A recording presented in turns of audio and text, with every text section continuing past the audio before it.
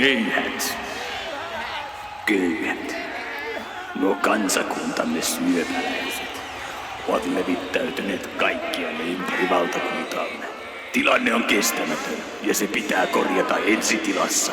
Ei voi olla enää niin, että meidän hyvinvointiamme häiritsee tuollainen saamattomuus, tuollainen tahdottomuus ja laiskuus, joka sikiää noista onnettomista, rähjäisistä, surkeista, haisevista olennoista.